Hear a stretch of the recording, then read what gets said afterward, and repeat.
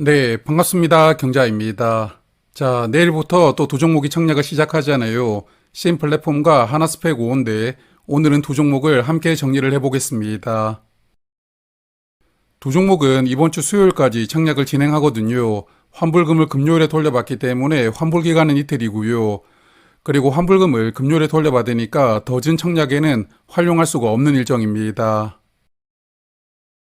그리고 상장일이 결국 하나스펙은 20일로 확정이 되었더라고요. 이날 세 종목이 함께 상장하게 되었는데 쟁쟁한 종목들과 함께 상장한다는 게 상당히 부담스러운 일정이고, 그리고 다행히도 신플랫폼은 21일에 단독 상장하기 때문에 신플랫폼의 상장일은 무난하다고 생각하는데요. 그러면 먼저 신플랫폼을 정리를 해보고 하나스펙을 연이어 살펴보도록 하겠습니다. 먼저 수요 예측 결과부터 보면 기관 경쟁률은 1214대 1이었고 2135개의 기관이 참여를 했더라고요. 기관 경쟁률과 참여 기관 수는 무난하게 나왔는데 의무 확약을 신청한 비율이 0.3%였습니다. 그래서 이 종목은 기관들이 청약은 하지만 오래 가지고 있고 싶은 생각은 없다, 이렇게 판단을 하면서 청약에 참여를 했다고 보입니다. 그리고 의무 확약은 수량 기준으로 0.3%였고 건수 기준으로는 0.2%였는데요. 여기 보시면 아시겠지만 6개월 확약으로 딱 4건 신청이 들어왔거든요. 그러므로 주관사가 최종 배정에서 확약을 신청한 기관 중심으로 배정을 해준다 하더라도 의무 확약이 크게 늘어나기가 쉽지 않은 조건이니까요. 의무 확약으로 인해서 유통 물량이 줄어들기는 어렵다고 보이는 조건입니다. 그리고 공모가는 15,000원입니다. 상단 가격인데 요즘에 청약하는 종목들은 대부분 상단으로 결정되는 것 같은데요. 여하튼 이 종목도 청약에 참여한 기관 대부분이 상단 가격 이상으로 신청을 했기 때문에 공모가는 무난하게 결정이 되었다고 생각하고요. 그래서 신플랫폼은 이번에 138억 원을 모집하게 되었고 920억 원으로 상장하게 되었는데요. 시가총액이 1,000억 원 미만으로 상장하기 때문에 사이즈가 크지 않다는 장점은 있다고 보입니다. 자, 그러면 회사를 잠깐 보고 가겠습니다.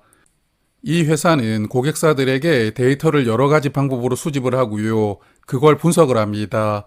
그리고 그 분석된 결과를 기반으로 고객사들에게 필요한 정보를 제공을 해주는 그런 솔루션을 서비스를 하고 있던데요. 말이 어려우니까 쉽게 말씀을 드려보면 우리가 너네 데이터를 분석을 해보니까 문제가 좀 있을 것 같아. 그래서 이런 부분들을 조금 조심해야 될 것 같다.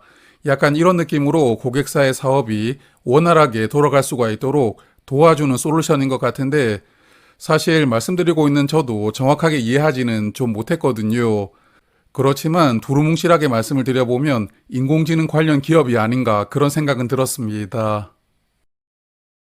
그리고 이런 솔루션들은 다양한 분야에 적용이 되고 있었는데요. 반도체나 디스플레이 같은 제조업의 장비의 고장을 예측을 한다든지, 아니면 수질 상태가 변화된다는 것을 예측을 한다든지, 여름에 전기를 많이 사용하다 보니까 피크치를 미리 예상을 하고요. 정전이 일어나지 않게 방지를 한다는 등 다양한 산업 분야에 활용할 수가 있다고 하더라고요.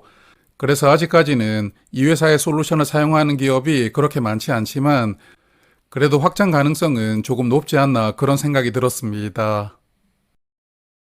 그래서 최근 3년간 실적을 체크를 해보니까 일단 매년 개선되고 있기는 하더라고요. 매출이 늘어나면서 영업이익도 조금씩 개선은 되고 있던데 그래도 24년에도 적자로 마감을 하였거든요. 그렇지만 이 추세대로 회사가 성장을 한다면 올해는 흑자 전환에 성공할 수도 있지 않을까 그런 생각이 들었습니다. 그래서 이 종목은 현재 실적으로는 공모가를 산정할 수가 없었기 때문에 26년 실적을 예상하고 공모 가격을 산정했는데요. 그래서 현재 실적 기준으로는 밸류를 체크하는 게 뭐 의미가 없잖아요. 밸류 체크는 생략을 하고 바로 청약 정보를 체크하겠습니다. 신플랫폼은 이번 IPO로 92만 주를 모집하는데 일반 투자자에게 23만 주를 배정을 했고요. 우리사주 조합에는 따로 배정된 수량은 없습니다. 그리고 주관사는 KB증권인데 일반 고객은 최대 7,000주까지만 청약을 할 수가 있거든요. 증거금은 5,250만 원이 필요하게 되고 최소 수량은 10주로 증거금은 75,000원입니다. 그리고 KB증권은 청약 수수료가 1,500원으로 다른 증권사들보다는 500원 더 적습니다. 그리고 상장일에 유통되는 물량을 살펴보니까 227만 주 정도가 유통될 수가 있고요. 전체 주식의 37% 정도 되는 물량이 유통될 수가 있는 조건이던데 유통 물량이 조금 많다고 생각합니다. 그렇지만 사이즈가 큰 종목은 아니니까 유통금액 기준으로 보면 약 340억 원 정도이거든요. 부담스러운 수준은 아니라고 생각하고, 그리고 상장일에 매도를 할 수 있는 기존 주주가 136만 주를 보유를 하고 있던데 전체 주식의 22% 정도 물량을 보유하고 있는 것이고요. 공모주주 물량보다 약 2배 정도 많은 물량을 보유하고 있기 때문에 이 종목은 기존 주주의 스탠스가 상장일 흐름에 영향을 크게 줄 것이라고 생각합니다.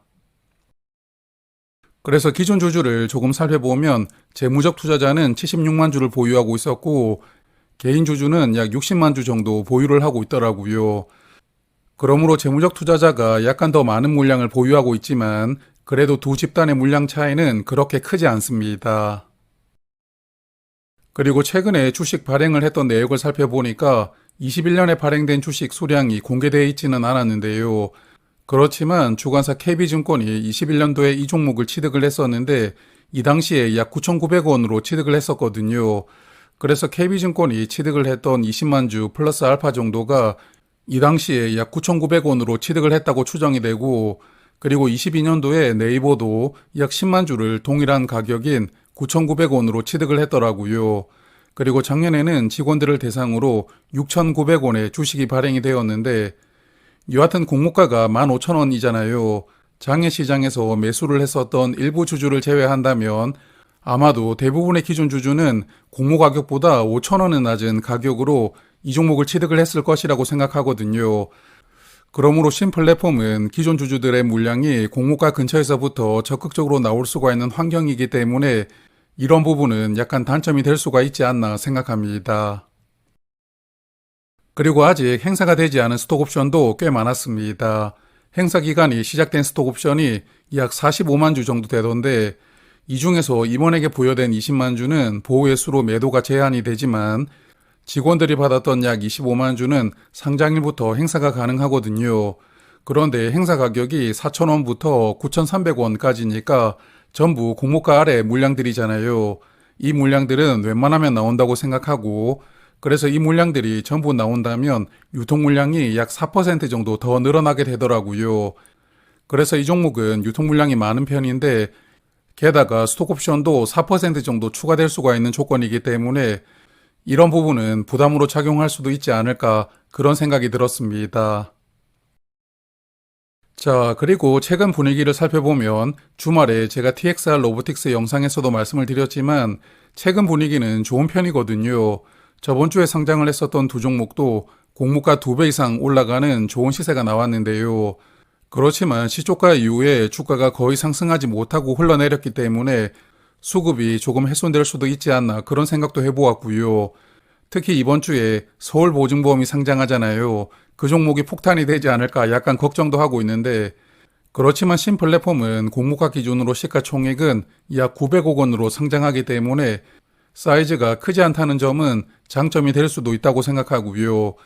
그리고 다른 종목과 함께 상장하지 않고 단독으로 상장하기 때문에 이런 부분도 장점이 될 수가 있지 않나 생각합니다. 자, 그러면 신플랫폼은 일단 여기까지 보고요. 하나스펙 5도 간단하게 파악을 해볼 텐데 475만 주를 모집하는 스펙이거든요. 95억 원을 모집하기 때문에 중형 사이즈 스펙입니다. 그리고 공모 가격은 2,000원이고요. 하나투자증권이 주관하는데 11만 8천 주까지 청약을 할 수가 있더라고요. 풀 청약을 하신다면 증거금은 약 2억 4천만 원 정도가 필요하겠고 그리고 최소 신청 수량이 10주로 증거금은 2만 원이 필요합니다. 그리고 하나투자증권도 청약 수수료는 2,000원이었습니다. 그리고 참고로 이번 종목에 청약을 하시려면 청약 초일 전일까지 계좌가 개설되어야 한다고 하더라고요. 그렇기 때문에 오늘까지 계좌를 만들어 두어야 청약에 참여할 수 있다는 부분도 참고하시길 바랍니다. 그리고 수요 예측 결과를 보니까 1844개 기관이 참여를 했던데 지난 1월에 청약을 했던 유안타보다는 약 60개 정도 기관 수가 줄었거든요. 그렇지만 뭐 큰 차이는 아니잖아요. 여전히 기관들은 스펙도 적극적으로 청약하고 있다고 보입니다.